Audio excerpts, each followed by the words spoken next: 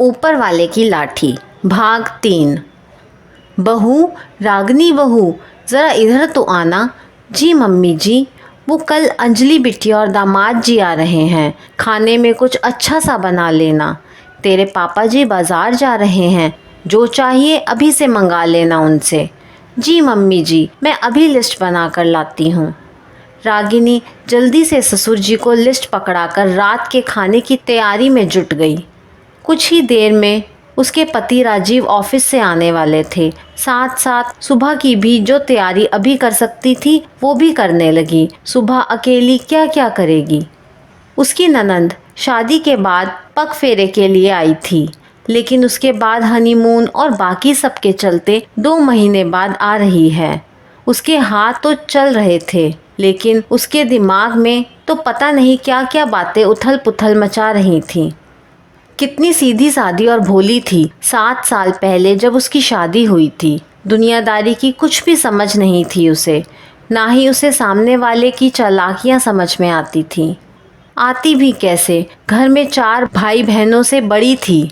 होश संभालते ही पढ़ाई के साथ घर की जिम्मेदारियां भी उसको मिलती गईं, और मिडिल क्लास परिवारों में तो वैसे ही उस टाइम लड़कियों को बाहर घूमने या अकेले कहीं जाने की इजाज़त नहीं मिलती थी। घर से स्कूल और स्कूल से घर, और फिर ऐसे ही उसने कॉलेज की पढ़ाई पूरी की। स्नातक की शिक्षा पूरी होते होते ही शादी भी कर दी गई उसकी। हर लड़की की तरह उसके भी शादी को लेकर बहुत सपने और उमंगें थीं, लेकिन वो सब चकनाचूर हो गए जब शादी करके वो एक ऐसे घर में गई जहाँ ससुराल वाले अपने सभी शौक तो बड़ी बहू के साथ पूरे कर चुके थे।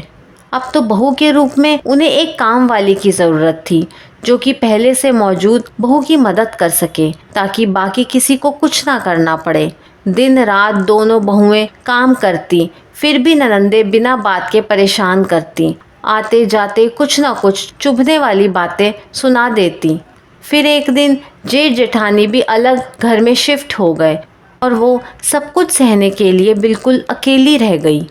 वो इतनी डरती थी कि एक अक्षर ना बोल पाती आगे से, और ना ही अपने मायके में किसी को कुछ बताती।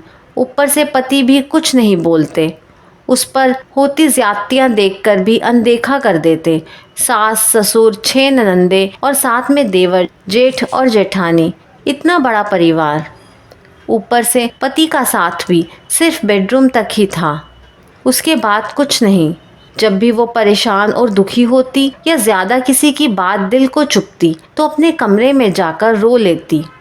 उसकी एक ननंद जो कुंवारी थी, उसने तो उसको बहुत ज़्यादा परेशान किया, लेकिन उसने फिर भी कभी उसको बद्दुआ नहीं दी, ना ही कभी अपने मुंह से कभी उसके लिए अपशब्द कहे।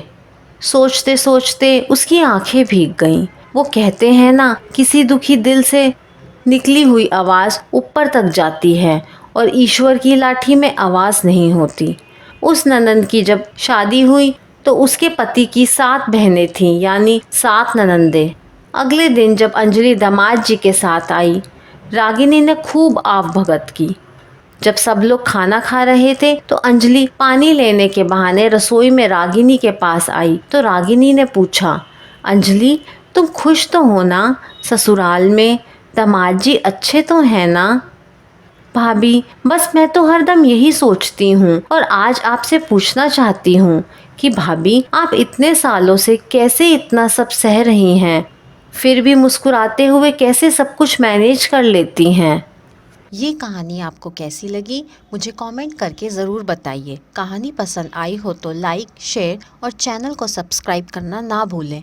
कहानी सुनने के लिए आपका बहुत बहुत धन्यवाद।